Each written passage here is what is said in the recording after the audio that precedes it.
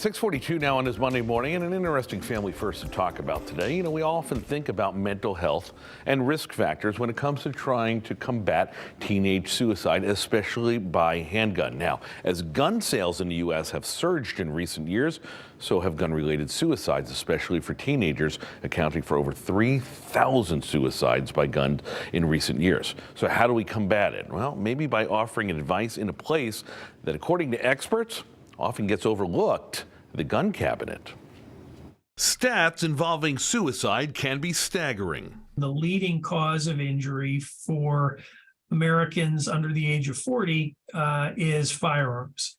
And you take it a step further and you break down firearm injuries. There's three types. There's suicide, homicide, and unintentional shooting.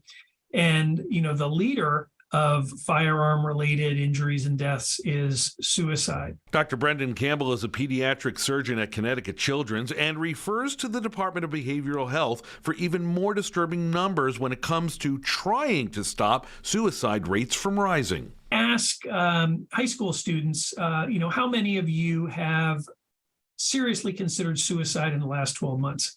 And in that typical classroom of 30, 4 students have considered suicide over the last 12 months. So if you don't think it's a problem, that statistic should tell you that it is. Studies by the Society for Research in Child Development echo this, but is there another way to combat rising suicide by gun rates for kids? When you have a loaded, accessible firearm in your home that is accessible to a depressed teenager or a curious toddler, it can lead to deadly consequences. We talk about risk factors and we talk about mental health, but there seems to be one thing that we don't talk about, and that's gun storage in an effort to be a deterrent. We all know that firearm ownership is a constitutionally protected right in this country. And we also know that the vast majority of firearm owning Americans want to do the right thing.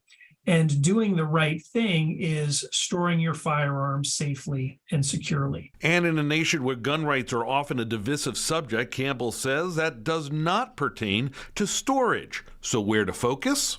No one wants to take away individuals' rights to own firearms. We just want people to be responsible and to store them securely to minimize the risk of suicide, homicide, the guns being stolen, and that type of thing.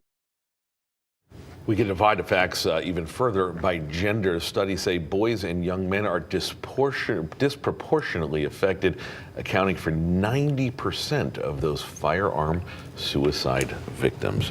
Kind of eye-opening statistics, and then you think about in all the stories that we have done, you and me, on Family First and in general on suicide and teenagers and suicide, and I can't remember looking at gun safety cabinets as a potential deterrent.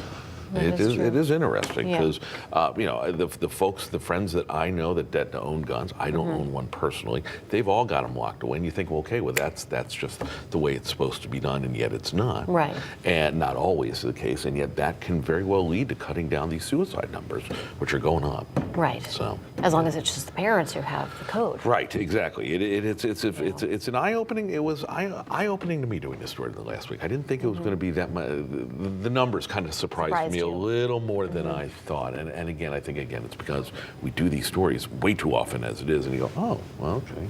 That could be something. Point. Yeah. All right, let's switch gears. Let's talk about whether we of course, want to hear from you if you've got a thought on what you want to know and what you think about this. You can always head over to Fox 61 Plus, watch the story again, and of course it's at fox61.com. Comment as you see fit on the news apps too and the social media sites.